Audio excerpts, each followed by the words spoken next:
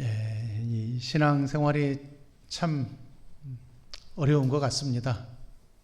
우리가 베드로전서를 지금 계속 배워가고 있는데, 사실 베드로전서를 배우면서 몇 번 말씀을 드린 적이 있지만은 이 베드로전서의 권면이 그리 쉽지만은 않다는 것을 우리가 생각을 하게 됩니다. 우리는 물론 이렇게 흩어진 나그네로 살아가는 그 소아시아 지역에 이제 강제로 이주당한 성도들의 삶을 우리는 정확히 알지는 못하지만 어느 정도 미루어 짐작을 할 수는 있습니다.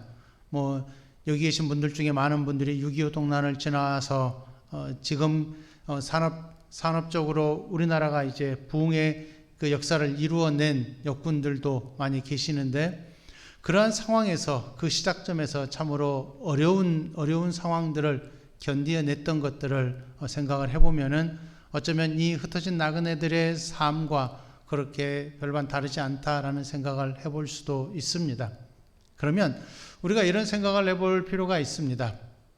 베드로전서의 권면을 받을 때 내가 성도로 부름을 받았는데, 이 성도로 부름받은 이 자리에서 과연 이러한 마음가짐을 갖고 신앙생활을 하는 것이 올바른 것인가 라고 하는 것입니다. 우리는 성도로서 선한 행실을 이루어가야 한다라고 베드로가 계속 권면하고 있는 내용을 듣습니다. 그런데 사실은 선한 행실을 갖기 위해서, 그리고 그것을 보이기 위해서는 세상에서 우리가 고난을 받을 수밖에 없고 박해를 받을 수밖에 없다라고 하는 것입니다.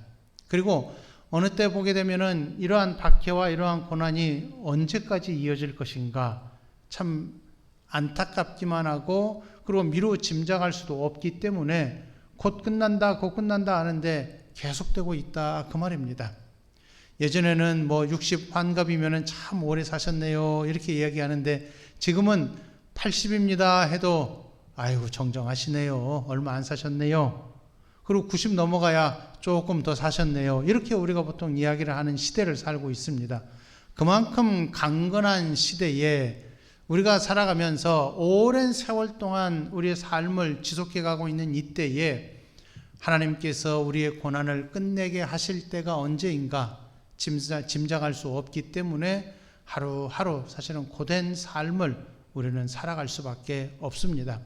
그럴 때에 이 베드로의 권면이 과연 우리에게 힘이 되고 있느냐 할 때에 솔직히 말하면은 그렇게 힘이 되고 있지는 않습니다. 오히려 더 힘이 듭니다. 지난주에 우리가 베드로전서 3장 17절 말씀을 배웠잖아요. 거기에서 무엇을 배웠습니까? 하나님의 뜻이 무엇인지 배웠습니다. 하나님의 뜻이 무엇이라고 했지요? 선을 행함으로 고난을 받는 것입니다. 고난을 받는 것 자체가 하나님의 뜻이에요. 그 앞에 무엇이 있습니까? 선을 행함으로입니다. 우리가 항상 하나님의 뜻을 물을 때에 우리는 약간 이것을 할까요 말까요 와 같이 어떤 부채도사에게 물어보는 것처럼, 이쪽을 갈까요 이쪽을 갈까요 하는 것처럼 우리는 하나님에게 내가 원하는 것을 요구할 때가 참 많이 있습니다. 그러면서 그것을 통하여서 어디에 하나님의 뜻이 있습니까? 어디에 하나님께서 나로 하여금 가게 하시는 길이 있습니까? 우리는 묻지만 사실은 성경에 나와 있는 하나님의 뜻은 너무 확고합니다. 그것은 바로 선을 행함으로 고난을 받는 것입니다. 데살로니가전서 4장 3절에서도 그렇게 말하고 있잖아요. 하나님의 뜻은 이것이니 너희의 거룩함이니라 그랬어요. 하나님의 뜻은 우리의 거룩함, 우리의 선한 행실에 달려 있다라고 하는 것입니다. 그러면 이러한 선한 행실을 살아가는 우리 육신의 삶이 사실은 굉장히 고되거든요. 사실은 굉장히 어렵거든요. 그리고 어느 때는 아프기도 하고 어느 때는 마음에 낙심도 있고 힘들어서 과연 내가 이 여정을 지나갈 수 있을까? 견디어갈 수 있을까? 안타까운 마음으로 우리가 힘들어할 때도 참 많이 있습니다. 그러면 이런 때 어떻게 해야 할까요? 우리 성도들에게 성경이 주는 권면이 어디에 있을까요? 위로가 어디에 있을까요? 그저 견디십시오 하면은 사실 그건 위로가 되지 않잖아요. 그런데 베드로는 그렇게 말하고 있더라 하는 것입니다. 하나님의 뜻이 어디에 있는가를 너희가 정확히 알고 있어야 된다. 그래야 너희의 육신의 삶을 사는 동안에 이 육신의 삶이 100년이 채 못 되는 그 삶을 사는데 그 동안에 너희가 신앙을 가지고 온전히 깨어 있어서 그 신앙으로 인하여서 정상적인 삶을 만들어 갈 때에 지각을 가지고서 너희가 판단을 내리고 그러한 삶을 살아가는 동안에 그건 사실 몇십 년이 되지 않거든요. 그러는 동안에 과연 하나님의 백성으로서의 삶을 살아낼 수 있겠느냐? 한번 너희들 스스로 너희 자신의 삶을 그리고 너희의 신앙을 점검해야 한다라고 우리에게 요청하고 있는 것입니다. 이것을 근거로 해서 우리에게 이 신앙의 권면을 하고 있는데 베드로가 말하고자 하는 이 신앙의 핵심은 다른 데 있지 않습니다. 우리가 지금 이 시대에서 선한 행실을 통하여서 고난을 받는 것이 하나님의 뜻인데 이러한 고난을 견디어가는 삶에서 우리에게 주어져 있는 것이 무엇이냐? 왜 그렇게 우리가 그것을 견디어가야 하고 왜 우리가 그것을 충분히 감내하면서 견딜 수 있겠느냐 할 때에 베드로는 그 뒤에 한 가지 귀한 사실을 우리에게 알려주고 있습니다. 그것이 바로 오늘 본문 18절부터 22절에 놓여 있는 말씀입니다. 여기에서 베드로가 말하고자 하는 바가 무엇이냐면 한마디로 확고한 승리가 우리에게 보장되어 있다라고 하는 것입니다. 이 확고한 승리가 보장되어 있지 않다면은 과연 우리의 미래가 이렇게 불확실한데도 불구하고 내가 이 신앙을 굳이 지켜가야 되느냐?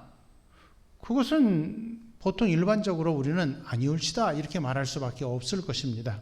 그런데 확고한 승리가 놓여 있고 그리고 그것을 이제 우리가 곧 받을 것이다 라고 한다면은 저기 눈앞에 멀리 있지만은 안개가 끼어 있어서 뿌옇게 보이는데 그 안개가 차츰차츰 거치어 간단 말입니다. 그러면서 그 실체가 조금씩 드러난다면은 우리는 한 걸음을 내딛는 것이 힘차게 내디딜 수 있을 것이고 그곳을 향하여서 정확히 우리가 나아갈 수 있게 될 것입니다.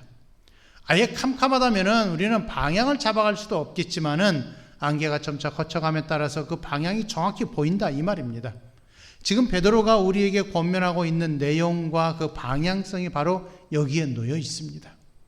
그래서 베드로가 지금까지 계속 권면한 내용들을 종합해서 하나로 지금 축약해서 우리에게 가르치고 있는 바가 무엇이냐 하면은 확고한 승리가 여러분 앞에 있습니다. 그렇기 때문에 여러분 이 확고한 승리를 기대하면서 여러분 하나님의 뜻을 따라서 선한 행실을 여러분이 보여야 할 것이고 선한 행실을 통하여서 고난을 받는 것이 하나님의 뜻이라는 것 잊지 마시고 그 고난 다음에 하나님께서 분명하게 약속하신 바를 이루어 주실 것입니다. 이것을 기대하면서 사십시오 라고 우리에게 말하고 있는 것입니다. 이것이 바로 베드로가 우리에게 권면하고 있는 하나님의 위로인 것입니다. 세상의 위로는 잠깐 왔다가 잠깐 사라질 뿐이잖아요. 그리고 그러한 위로는요 우리에게 절대 위로가 될 수가 없습니다. 왜냐하면 그건 사실이 아니기 때문에 그냥 옆에 있는 사람들이 우리를 위안을 줄 수 있는 그러한 좋은 말에 불과할 뿐이에요. 그러나 하나님께서 베드로를 통하여서 우리에게 주시는 이 약속은 너무나 확고하기 때문에 이 확고한 것을 붙들고 있다면은 우리는 그 확고함을 통하여서 우리의 신앙을 곧게 올곧게 그 방향을 잡아서 나아갈 수가 있을 것입니다. 오늘 본문의 내용이 바로 그것입니다. 그러나 오늘 본문의 내용은요 사실은 굉장히 어렵습니다.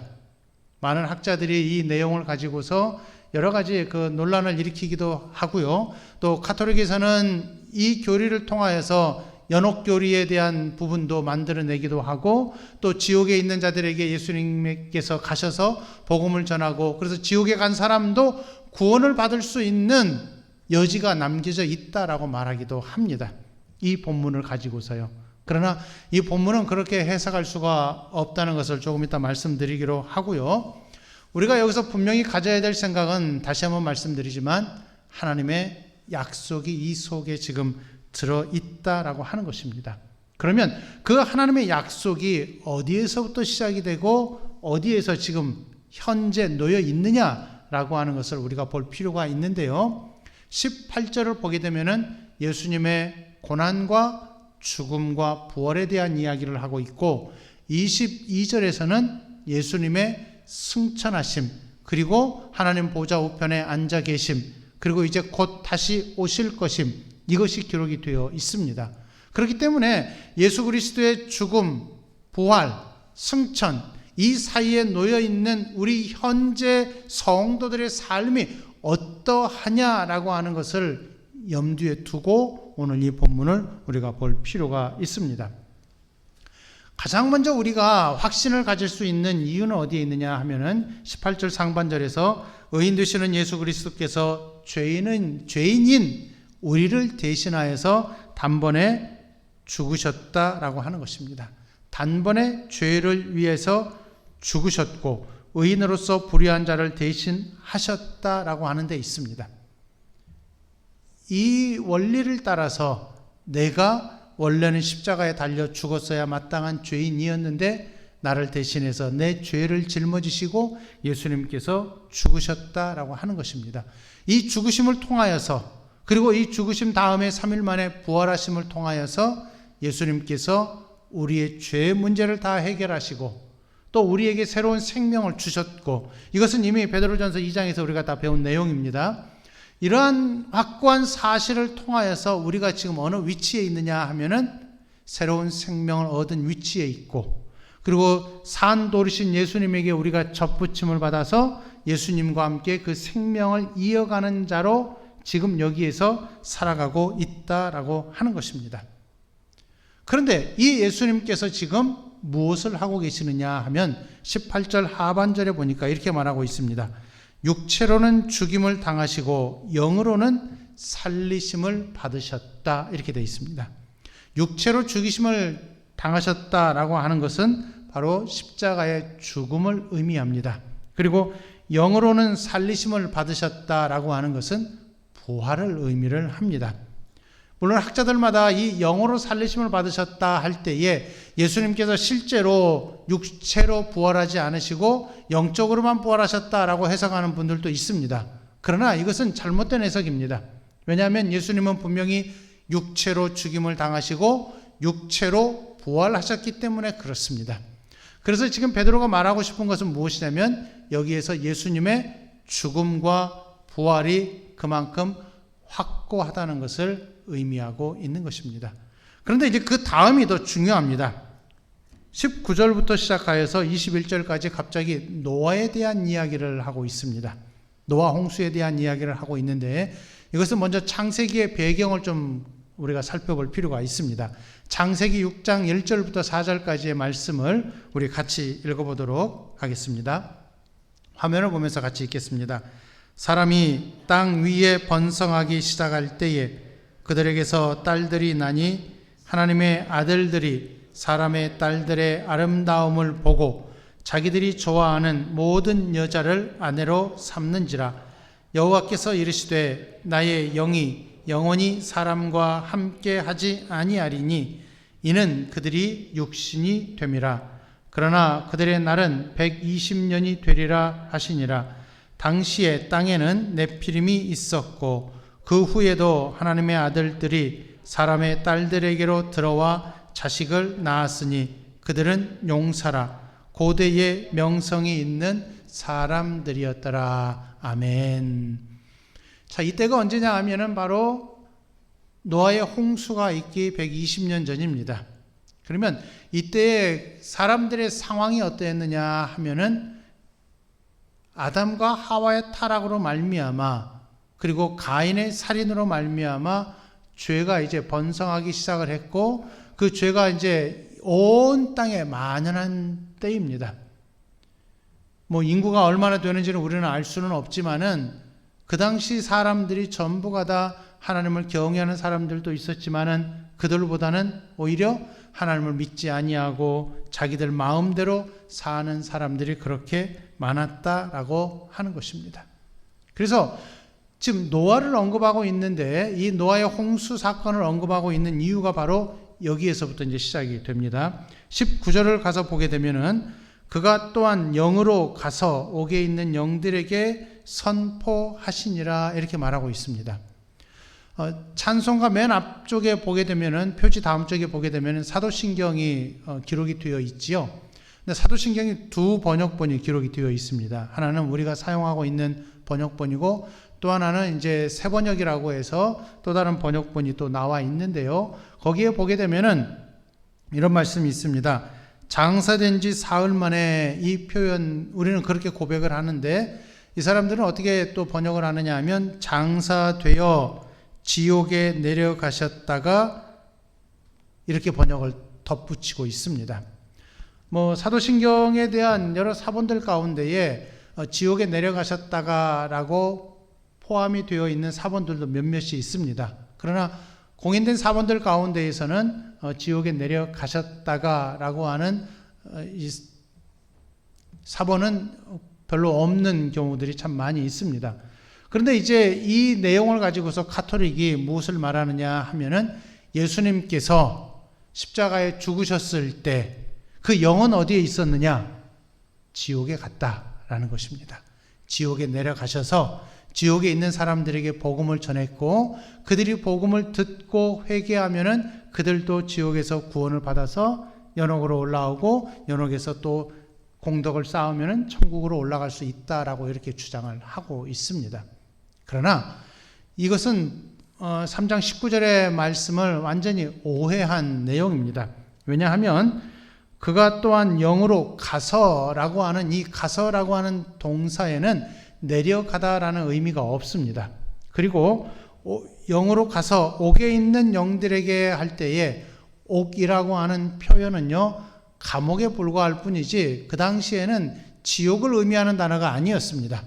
그 당시에 지옥을 의미하는 단어는 하데스, 게헨나, 스올 아니면 시면 같은 이러한 단어들을 사용을 했고 여기서 베드로가 사용하고 있는 이 옥이라고 하는 단어는 말 그대로 감옥입니다. 그렇기 때문에 예수님께서 영으로 가셔서 감옥에 있는 영들에게 선포하셨는데 무엇을 선포하셨느냐? 그리고 이 감옥에 있는 영들이 누구냐 할 때에 20절이 이렇게 시작합니다. 그들은 이렇게 시작을 하죠. 그들은 바로 19절에 있는 옥에 있는 영들을 의미를 하고 20절 하반절에 쭉 가다 보면은 복종하지 아니하던 자들이라 이렇게 말하고 있습니다. 그러니까 노아 홍수 때에 노아의 홍수를 일으키시기 전에 노아를 통하여서 하나님의 심판이 있을 것이다 라고 선포를 할 때 그 선포를 받아들이지 않았던 사람들을 의미를 합니다. 그래서 그들에게 지금 무엇이 임하느냐 하면은 20절 하반절에 보니까 방주에서 물로 말미암아 구원을 얻은 자가 몇 명뿐이니 겨우 8명이라 그랬습니다. 그러니까 지금 옥에 있는 영들이 누구냐 하면은 노아 홍수 전에 하나님의 말씀을 거역하던 사람들, 타락한 사람들을 의미를 하는 것이고 예수님께서 이미 그들에게 벌써 이 복음을 전하셨다 이 말입니다. 물론 이 십자가의 복음은 아니고 하나님의 심판이 있을 것이다 라는 것을 선포를 하셨는데 그 선포에 대해서 회개하지 아니하던 사람들을 의미를 한다는 것입니다. 그래서 그들이 지금 어떻게 되었느냐 할 때에 전부 다 심판을 받아서 홍수로 멸망을 당하고 말았습니다. 그런데 그 가운데에 몇 명이 구원을 얻었습니까? 물 가운데에서 구원을 얻은 사람들이 노아의 가족 8명 뿐이었다라고 하는 것입니다. 그래서 20절 하반절에 보게 되면은 방주에서 물로 말미암아 구원을 얻은 사람들이 있고 물로 말미암아가 있고요. 21절에 이 물은 예수 그리스도께서 부활하심으로 말미암아라는 표현이 있습니다. 그러니까 20절에서 물로 말미암아와 21절에서 예수 그리스도께서 부활하심으로 말미암아라는 표현이 같은 의미입니다. 그래서 이 내용을 요약을 하면 이렇습니다. 예수님께서 이미 노아의 홍수 전에 심판을 선포하셨는데 그 심판의 선포를 받지 않은 사람들이 옥에 있는 영들인 것이고 그들은 그 심판을 자기들이 자초해서 멸망의 자리에 들어가고 말았습니다. 물로 심판을 받았습니다. 그런데 물 가운데에서 구원을 얻은 자가 8명인데 노아의 가족들이었고, 이 물로 말미암아 구원을 받은 이 노아의 가족들이 심판 가운데에서 새로운 생명으로 나왔다는 것입니다. 그런데 예수님께서 십자가에서 죽으시고 부활하심으로 말미암아 이 죄 가운데 죽어있던 자들에게 새로운 생명을 주셨고, 그 새로운 생명이 물로 말미암아 구원받은 노아의 가족들과 같은 승리를 의미한다라고 하는 것입니다. 그러니까 우리가 성도가 되었다라고 하는 것은 심판 가운데에서, 멸망 가운데에서 건짐을 받아서 이제 하나님의 백성으로 영원한 생명을 소유한 자가 되었다라고 하는 것입니다. 그래서 우리는 물 가운데에서 세례를 받는 것입니다. 세례는 무엇이냐 할 때에 21절 하반절에 보니까 이는 육체의 더러운 것을 제하여 버림이 아니요 하나님을 향한 선한 양심의 간구라 했습니다. 세례가 무엇이라고 했죠? 우리의 육체의 어떤 더러운 것을 제하는 것이 아닙니다.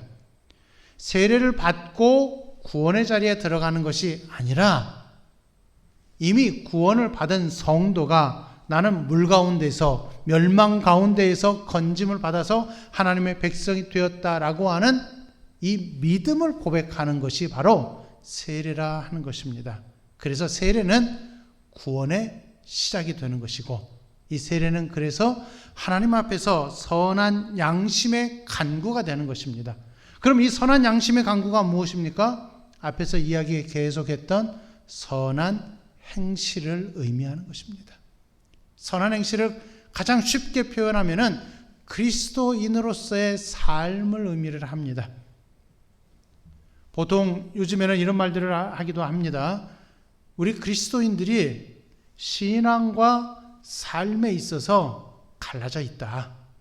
신앙은 갖고 있지만 삶에서 그 신앙이 표현이 되고 있지 않다라고 말을 하기도 합니다. 왜냐하면 이 신앙의 확고함이 사실은 없기 때문에 그렇다. 우리가 이렇게 평가를 내리고 있습니다. 이 약속이 정말 확고하다라고 한다면은 내가 세례를 받으면서 고백한 이 신앙을 가지고 내가 현실에서 신앙인으로 하나님의 말씀을 따라서 고난을 받을지라도 선을 행함으로써 하나님 앞에서 내가 신앙인임을 보여야 한다라고 하는 것입니다. 그것이 바로 선한 양심의 간구가 되는 것입니다. 그래서 세례를 받을 때에는 이때가 신앙의 시작점이 되는 것입니다. 신앙의 마침표가 아니라 신앙의 시작점이에요. 그렇기 때문에 세례를 통하여서 우리가 이 죄가 다 깨끗이 씻겨진다 그런 의미가 아니라 이제는 이 죄를 내가 제어하기 위하여서 내가 이 양심의 여정을 이제 시작해 간다라고 하는 그 고백이 된다라고 하는 것입니다. 그러면 이 노아홍수 시대하고 지금 베드로가 노아홍수 시대하고 예수님의 십자가를 지금 비교하고 있어요. 그럼 물로 심판을 내리기 전에는 모든 사람들이 멸망 가운데 있었지만은 그 멸망 속에서 하나님께서 은혜와 자비를 베푸셔서 노아의 가족 8명이 구원을 받았습니다. 그와 마찬가지로 예수님께서 십자가에서 고난을 받으시고 죽으셨지만, 그래서 그 죽음이 실패로 보이지만 세상 사람들이 볼 때의 실패예요. 실패로 보이지만은 하나님께서 보실 때에는 그 죽음이 생명을 드러내는 시작점이 된다라고 하는 것입니다. 그래서 죽음을 넘어가야만 그 다음에 무엇이 있느냐 하면은 새로운 생명이 나타나는 것이고, 그 새로운 생명을 통하여서 22절에서 아까 말씀드린 대로 예수님께서 승천하셔서 하나님 보좌 우편에 앉아 계시고, 우리가 사도신경에서 고백하는 대로 저리로서 산자와 죽은 자를 심판하러 이제 곧 오실 것입니다. 이게 우리가 지금 고백하고 있는 믿음의 내용이에요. 그러면 물 가운데에서, 죽음 가운데에서 건짐을 받은 노아의 가족들이 오늘 우리가 되는 것입니다. 멸망 가운데에서 죽었던 우리들이 십자가를 통하여서 건짐을 받아서 새로운 자리에 우리가 들어왔고, 그렇기 때문에 새로운 자리에서 우리가 이 믿음이 정말 확고하다는 것을 우리가 깨닫게 되는 것입니다. 베드로가 지금 18절부터 22절의 내용을 우리에게 권면하고 있는 이유가 바로 여기에 있습니다. 여러분이 믿고 있는 바가 얼마나 확고한가 아시겠습니까? 예수 그리스도께서 노아의 홍수 시대의 그러한 심판을 통해서도 거기에서 건져 주신 것처럼 여러분을 십자가를 통하여서 이미 건져 주셨고 영원한 자리에 이미 약속하신 대로 들여보내실 것입니다. 이 약속이 너무 확고하기 때문에 여러분, 잠시 당하는 이 고난 힘들더라도 조금만 견디십시오. 이렇게 우리에게 말하고 있는 것입니다. 사실 우리는 굉장히 듣기 싫은 이야기들이에요. 왜냐하면 선을 행함으로 고난을 받는 것, 선을 행하면 하나님께서 복 주셔서 우리가 평안하고 즐겁게 살아갈 수 있고 근심 걱정 없이 살아갈 수 있고 건강하게 살아갈 수 있고, 왜 선을 행하면 다 이거 해주셔야 되지 왜 선을 행하는데 고난을 받습니까? 우리가 불평할 수도 있겠지만 이게 하나님의 뜻이라 하는 것입니다. 왜냐하면 우리의 삶은 이 땅에 소망이 없기 때문에 그렇습니다. 우리의 소망이 어디에 있습니까? 여러분은 여러분의 소망을 지금 어디에 두고 계십니까? 그리고 무엇을 여러분의 소망으로 갖고 계십니까? 좋은 집, 좋은 차, 좋은 환경, 좋은 배우자, 좋은 자녀들, 좋은 가정, 다 좋습니다. 하나님께서 그거 충분히 다 허락하실 수 있습니다. 그러나 그것은 이 세상에서 덧없이 사라져가는 것들이잖아요. 우리가 천국에 들어가면은 부부로 만나는 게 아니에요. 성도와 성도로 만나게 돼요. 모두가 다 동일하게 하나님의 자녀로 만나게 될 것이라 하는 것입니다. 이 모든 것들이 우리가 육체를 가지고 사는 잠깐의 삶 동안에 우리에게 필요한 것들일 뿐이라 하는 것입니다. 그러면 그것을 그렇게 움켜잡으려고 해보아야 해변가에서 모래를 움켜잡으면 어떻습니까? 손가락 사이로 다 빠져나가잖아요. 그거 다 보아봤자 손바닥 안에 거의 남아있는 게 없어요. 모래는 조금 남아있을지 모르지만 물 같은 경우는 전혀 남아있지도 않잖아요. 이러한 것에 우리가 소망을 두고 살아간다면 우리의 신앙이 얼마나 약해질 수밖에 없느냐라고 하는 것입니다. 아까 우리가 교동문에서 읽었잖아요. 마태복음 24장 37절부터 39절 말씀을 한 번 더 보겠습니다. 노아의 때에 어떠했는가를 한번 보시기 바랍니다. 한번 같이 읽겠습니다. 노아의 때와 같이 인자의 임함도 그러하니라. 홍수전에 노아가 방주에 들어가던 날까지 사람들이 먹고 마시고 장가들고 시집가고 있으면서 홍수가 나서 그들을 다 멸하기까지 깨닫지 못하였으니 인자의 임함도 이와 같으리라. 아멘. 여기서 깨닫지 못한 사람들은 누구입니까? 아까 19절에서 보았던 옥에 있는 영들입니다. 그러나 우리는 어떻습니까? 예수님의 말씀을 따라서 하나님의 약속을 따라서 이미 우리는 이 때가 곧 온다는 것을 알고 있어요. 그러면 우리가 어떻게 살아야 되겠습니까? 우리의 삶의 내용과 우리의 삶의 태도와 우리의 삶의 방향이 어떠해야 되겠느냐라고 하는 것입니다. 항상 신앙을 고백하는 여기에만 머물러 있겠느냐 하는 것입니다. 이건 그냥 시작점에 불과할 뿐이잖아요. 여기에서 시작을 했으면 한 걸음 한 걸음을 내디뎌서 우리가 가야 되잖아요. 그러면 선을 행함으로 고난을 받는 것이 하나님의 뜻이다라고 분명히 베드로가 우리에게 말을 했다면은 이 땅에서 내가 주변인으로 살아갈 수밖에 없지만 왜요? 나는 여기에서 중심 인물이 될 수가 없어요. 왜냐하면 나는 세상에 속하여 있지 않기 때문에 세상 사람들이 우리를 멸시하고 박해하는 것은 당연하다라고 하는 것입니다. 그래서 우리 성도들이 가져야 될 마음은요, 굉장히 단순합니다. 세상에 소망을 두지 않으니까 어떻게 살면 돼요? 그냥 살면 되겠지요. 그냥 살면 됩니다. 있는 그대로 하나님께서 나를 놓아두신 그 자리에서 내가 그리스도인으로 살면 되는 거예요. 다른 방법 없어요.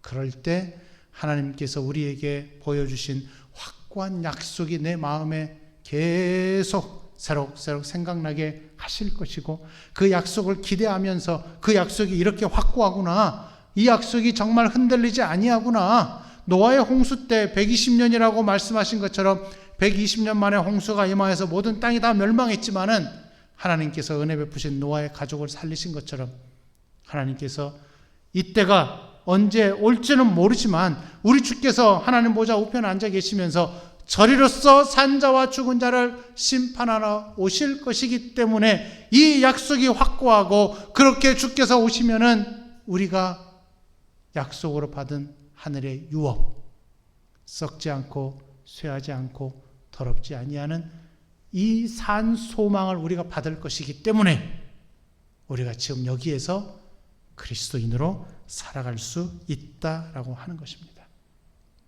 두 가지를 기억을 하십시오.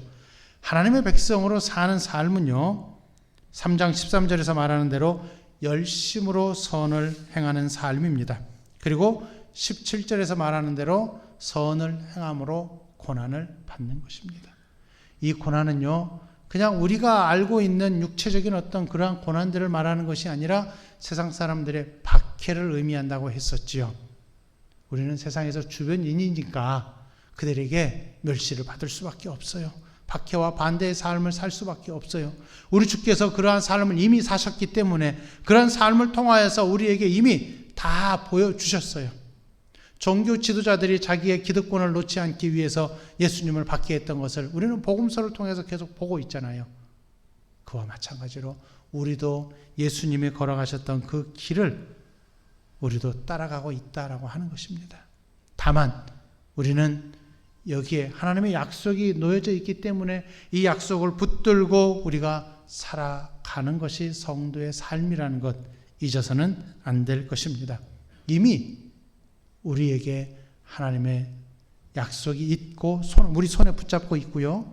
그리고 하나님께서 우리로 하여금 이제 곧 승리하게 하실 것을 이미 우리는 갖고 있어요. 그렇죠? 이미 우리는 그걸 붙들고 있다 이 말입니다. 이미 우리는 승리한 하나님의 백성들이에요. 그러나 그 승리를 우리는 아직 갖고 있지는 않아요. 지금 눈앞에 보고 있지는 않아요. 그 승리를 언제 보느냐 하면은 우리 주님 오실 때 우리가 볼 것입니다. 조금만 참으십시오. 조금만 견디십시오. 조금만 더 그리스도인으로 사십시오. 우리 주께서 오시면 우리 아버지께서 너 아직도 그리스도인으로 살아야 된다 이렇게 말씀하시지 않아요. 왜냐하면 거기에서는 이미 우리가 모든 것이 완벽히 완성이 되었기 때문에 그렇게 살지 말라고 해도 그렇게 살 수밖에 없어요. 거기에서는 우리는 항상 복된 삶을 살 수밖에 없습니다. 그날을 기대하면서 지금 여기에서 조금만 사십시오. 이미 우리에게 확고한 승리가 주어졌다는 것을 기억하면서 힘있게 조금만 견디십시오. 이것이 바로 베드로가 우리에게 권면하고 있는 신앙의 내용입니다. 이 내용을 마음에 품고 늘 살아가는 우리 성도들이 다 될 수 있기를 간절히 바라겠습니다. 기도하겠습니다. 하나님 아버지, 우리가 이 땅에서 흩어진 나그네로 산다 할지라도, 그리고 늘 박해를 받는다 할지라도 이미 우리는 예수님의 다시 오심을 기대하면서 사는 성도임을 잊지 않게 하옵소서. 우리 주께서 오시면은 이 모든 것들을 완성하실 것이고 우리에게 승리를 안겨주실 것이고 우리가 지금까지 견뎌왔던 모든 고난들을 주께서 껴안으셔서 위로하여 주실 것임을 기대하면서 여기에서 우리가 잠시 견디며 오직 그리스도인으로 살아가리라, 선을 행함으로 고난을 받으며 살아가리라 다짐하는 우리 성도들이 될 수 있도록 도와주옵소서. 하지만 아버지께서 우리가 여전히 육신임을 또한 기억하여 주옵소서. 육신이기에 어느 때는 힘들어서 포기할까 그런 생각이 들 때도 있습니다. 그럴 때마다 우리 성령 하나님께서 다시 한번 우리 마음 속에 하나님께서 이미 완성하신 승리를 기억하게 하셔서 이 확고한 승리를 꼭 붙들고 다시금 일어설 수 있도록 저희들을 위로하여 주옵소서. 그래서 하나님 아버지, 우리가 늘 승리를 맛보는 성도로 살아가게 하시고 사도신경을 통하여서 늘 고백하는 대로 우리 주께서 하나님 보좌 우편에 앉아 계시다가 거기에서 이제 산자와 죽은 자를 심판하러 오실 것임을 우리가 믿으면서 이것을 고백하면서 하루하루의 삶에서 이 승리를 맛보며 살아갈 수 있도록, 또 기대하며 살아갈 수 있도록 저희들을 지켜 주옵소서. 예수님의 이름으로 기도하옵나이다. 아멘.